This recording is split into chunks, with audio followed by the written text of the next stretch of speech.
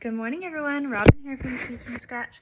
So this morning I'm going to show you guys how to milk a cow. So I know when I first was starting to milk a cow, I was really nervous about if I was doing it properly, and you just hear all these things that maybe you're not doing it properly and they could get mastitis, and it's just a very anxiety filled thing when you're first learning how to milk a cow. And you're always just wondering if you're doing it right. You're probably Google searching it, that's probably how you found this video. So I'm just going to show you and walk you through everything I do to milk Sukey. So first things first, I bring her into the milking stall. Usually she has a good habit of just like walking in by herself, but sometimes I need to help her. But other than that, she's in the milking stall now. She's eating some grain. Some people say don't feed them grain while you're milking. Personal preference, I always feed grain while I'm milking, so yeah, do what you want to do. But anyways, let's get started. So the first thing I do is wash the udder. So I've got a pail here. I just have like an old yogurt container. A pail here of rags in soapy water, and we just cut up like old t-shirts and everything, and old socks, and use them as rags. So the first thing you want to do is you want to come over and you want to give the whole udder a good clean. So sometimes it's really messy up here and stuff, so you want to make sure you get that all nice and clean. This is just my preliminary clean. I'm using one rag just for all of this. I'm wiping off underneath, just getting any visible debris off with this first wipe. And sometimes if she's laid in poop or anything like that, this is going to take a whole lot more wipes.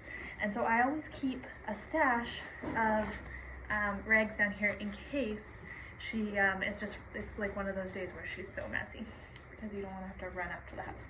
So once you get all the visible debris off, then you're going to take your second cloth, and now you are going to do the titties. So the teats. So first you are going to take one corner. I've got a 4-cornered rag. You're going to take one corner. You're going to wash this titty, wash it really good. I shouldn't say titty, that's maybe not the nicest word. Teat. You're gonna wash this teat. Then you're gonna take the next corner, wash that teat. Next corner, wash this teat. And finally the last corner, and wash this teat. So that no parts of the rag are going to the other parts of the teats. And this is just going to help you prevent contamination if she did for some reason have mastitis in one quarter. So now what you're going to do is you're going to take your dry rag. So I always bring a dry rag along. And this part is super important to make sure that you're giving her a good dry, because if you don't, it's going to be incredibly hard to milk.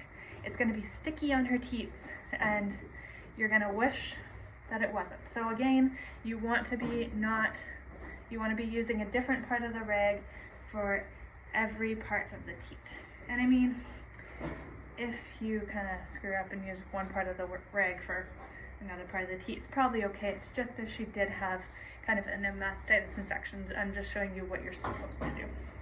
Do I always do that? No. But, so biggest thing, make sure it is nice and dry. So, next thing you're gonna do, some people sit on a stool. Some people crouch like this. Some people sit on their bum. Whatever you're planning on doing, I always sit on an egg carton. It's not ideal, but it's about the right height for me.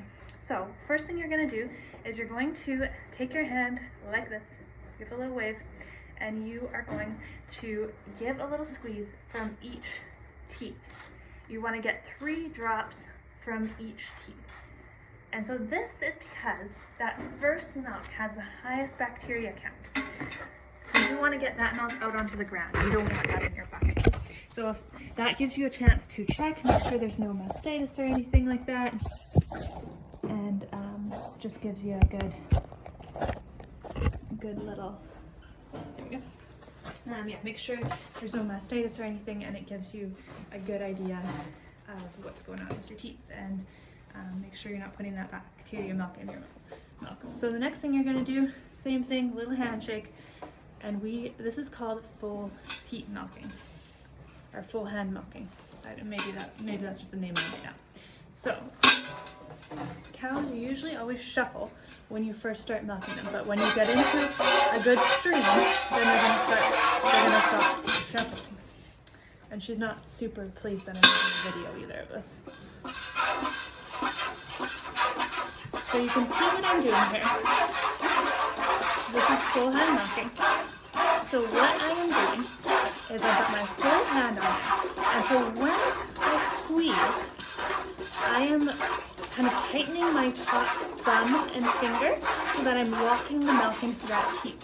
And then I'm using my other fingers, let's just do it very slow. So I'm locking the milk into that teat, and then I'm rolling my fingers over.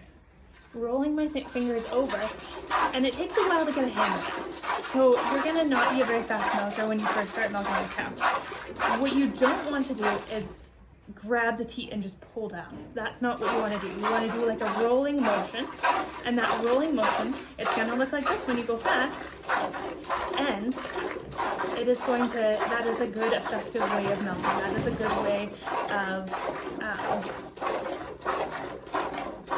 being able to milk. So you can see that her tiny teats in the back are a little bit small, and so they can be difficult. Like my hands are not huge, but if you have bigger hands than your cow's teats, it can be a little bit difficult. Like my husband struggles milking Sukey's back teats just because they are so small. So you can see here my pinky on this finger is not really doing anything. It's just kind of tucked in. You can hold it out if you want to, but I just kind of tuck it into my hand, and it's not really doing anything. So it takes a little bit of time to get that technique. So what I'm going to do here now is I'm just going to milk her until I start stripping her out, and then I will show you what that looks like. So how do I know when it's time to start kind of stripping her out and change hand techniques? I will show you that. But right now I'm getting good streams of milk by just doing this full hand milking.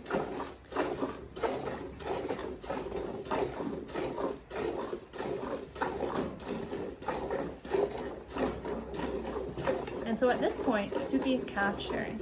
So her calf Newt is taking all of her milk in the front teats, and I'm only doing the back teats. But I'm still getting about 2.5 gallons a day, 2.5 gallons of milking her just from her back teats.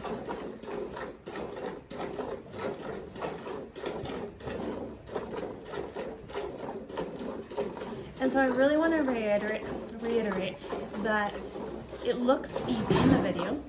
It looks like it's not a big deal or whatever, and it's not, but I've been doing this for a long time. When I first started milking, it wasn't that easy, right? It was a challenge. Like, I can milk Sukey out, and it's definitely cow specific how quickly people can milk out a cow. But I can milk Sukey out in maybe 15-20 minutes, depending on how well she's behaving. Right, but like when I first started milking it would take me 45 minutes to an hour just to milk a cow out. And so just realizing that it's going to take you some time to figure out how to do it, but that doesn't matter.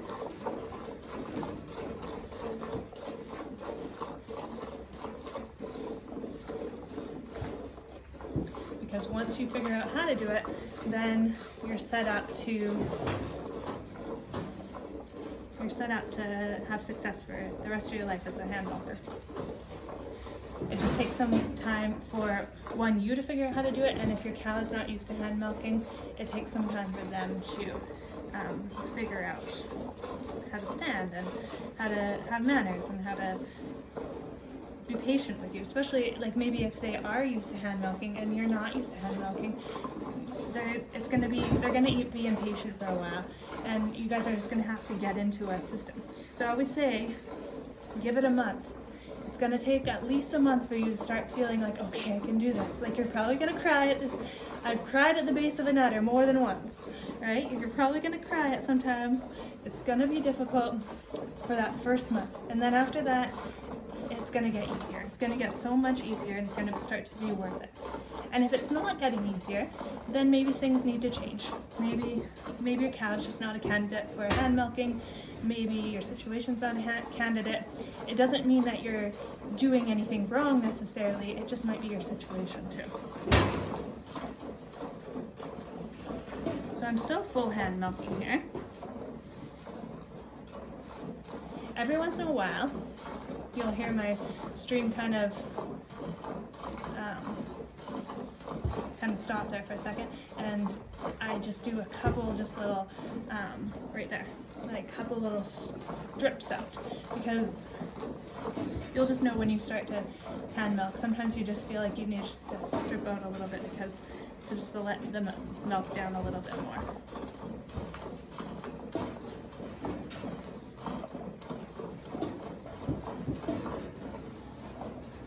And so every cow's letdown is different too.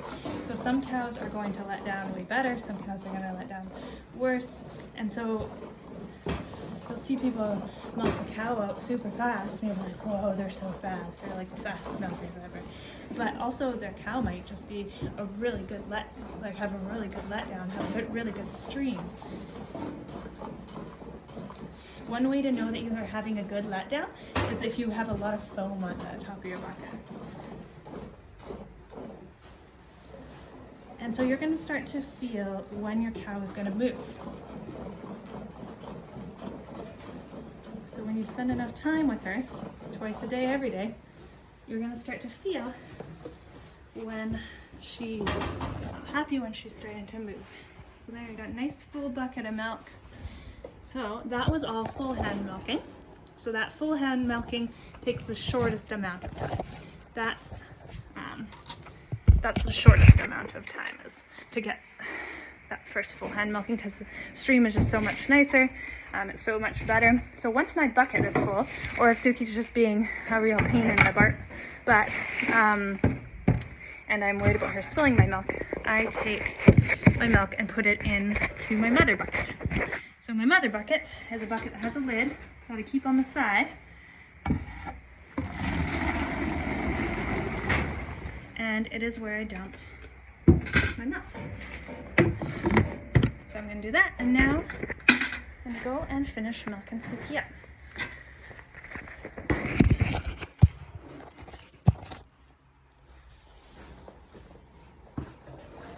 And so cows, when you get up, sometimes they don't like it. They like consistency. So I'm going to probably shift again a little bit.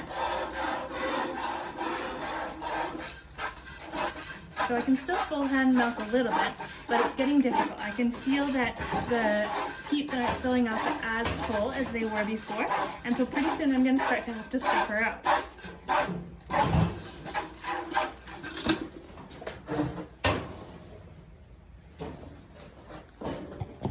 Let's see. It's all good until Sukey poops on my phone.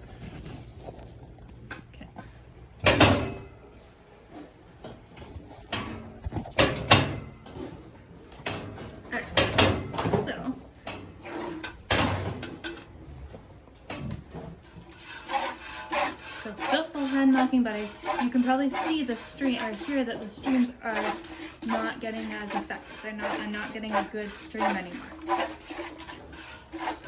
I'm just going to do this for a few more minutes. Okay, Sukey just peed there. She doesn't like that I'm talking and milking and fooling around. She'd rather me just to want. Okay, so now I'm going to start. So right now, it's not very effective streams. Those aren't very nice. Those aren't going to get me anywhere. I can feel that the teats are not filling up as full as they were before. So now I'm going to start stripping out. So stripping out is when you take your two fingers, your thumb and your index finger, and you are going to strip out the teats. And so the reason that you don't want to do this the whole time you milk is because it's not a very effective way of milking. It doesn't give as good a stream, and it also can cause carpal tunnel over time. So you don't want to do this exclusively, but you do have to do it at the end, because you won't be able to get all the milk if you don't. Sukey's not very pleased with me right now for talking while I'm milking. So I'm not going to get into training a milk cow today, because I also think that's important for your milk cow to have manners. But I don't, so Sukey was a machine milker before I got her, so I did train her to hand milk. did I train her very well?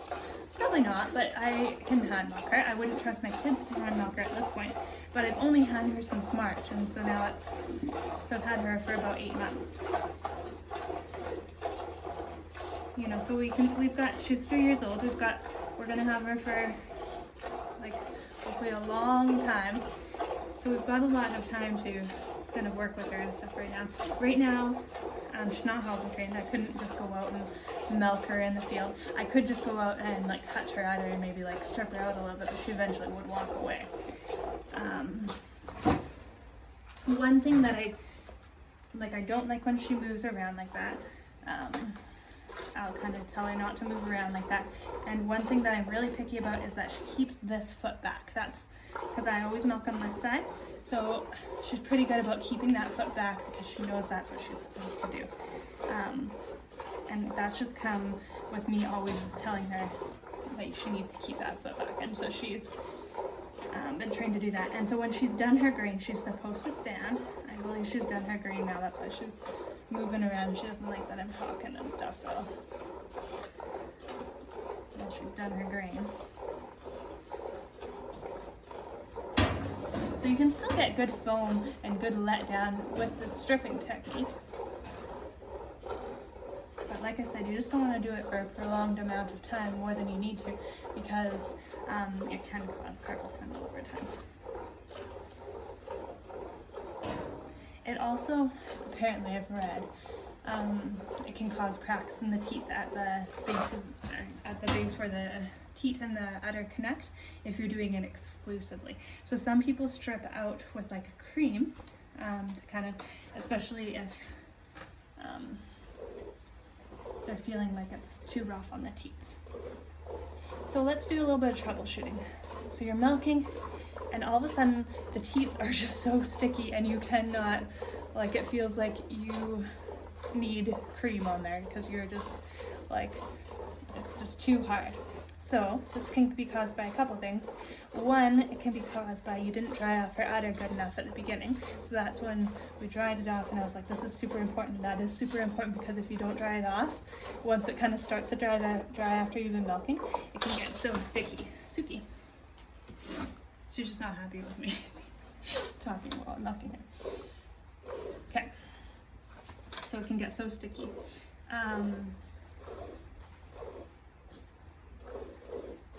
Another thing that can cause it, so Sukey was sold off the dairy because her teats were, her back teats, they kind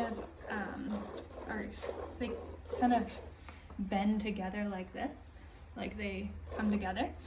And so it's really easy to squirt the other teat.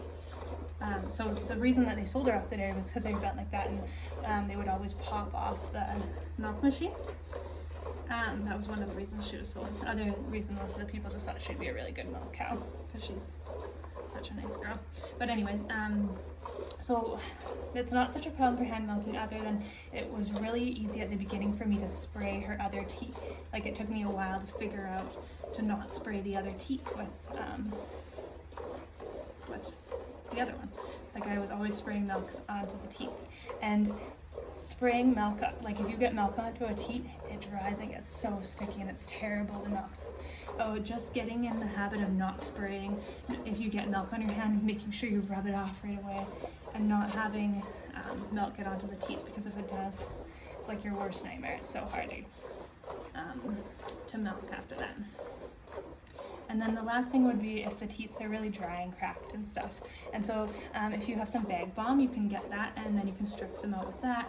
I don't know, if, like for Sukey especially,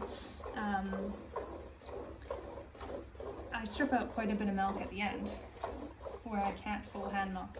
Like, see, you can see if I tried to full hand milk here, there's no, like, it's not effective at all. So I have to strip out quite a bit at the end.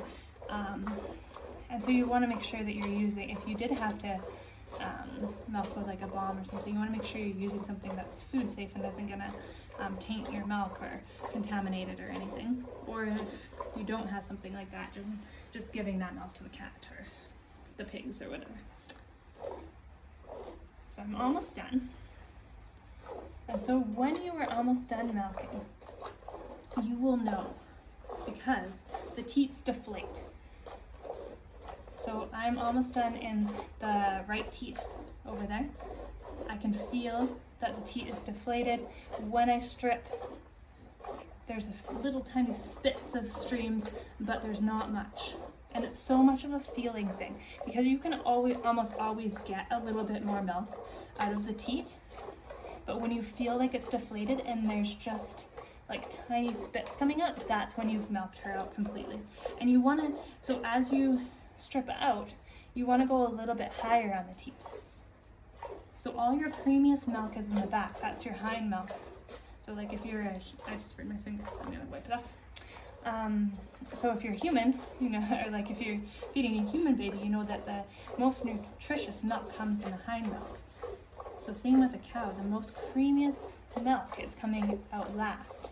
And because Sukey's calf sharing, cows have the ability to hold back their cream. So she holds a lot of cream back for Newt. So I want to make sure I get her completely stripped out. Not because like Newt would probably suck her out and she wouldn't get mastitis in those quarters. That's Newt's her calf. But I want to make sure I get all this cream because the back quarters are mine, the front quarters are his. So this teat is done. It's completely deflated. When I leave it for a second, I can get a few spits, but that's all I can get. Right. So this teat completely done. I left it for a few seconds so that it filled up a little bit, but that's all I can get. Spit. It feels completely deflated. This one, there's a little bit more, but it's feeling deflated.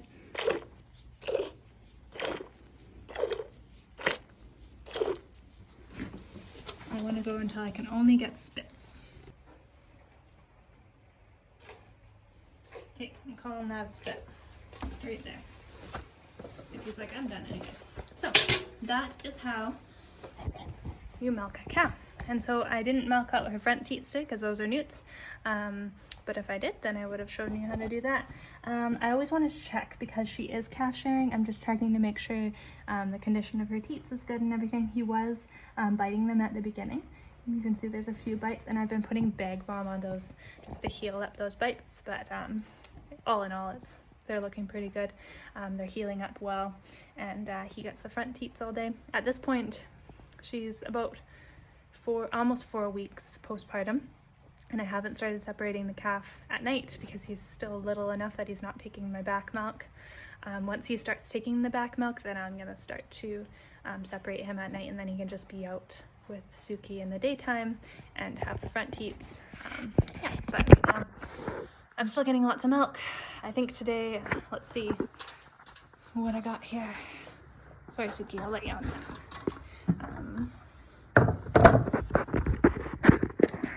So today I got more than 2.5 gallons. 2.5 gallons exactly. This is a 2.5 gallon bucket. Yeah, so 2.5 gallons of milk just from the back teats. That's a Jersey cow for you. Yeah, okay. Well, thank you guys for watching the video, and be sure to subscribe to my YouTube channel where I teach a lot of cheese making stuff, some milk cow stuff, some farming stuff, but mostly cheese making. So yeah, be sure to subscribe and watch any videos that I put up. Thanks, bye!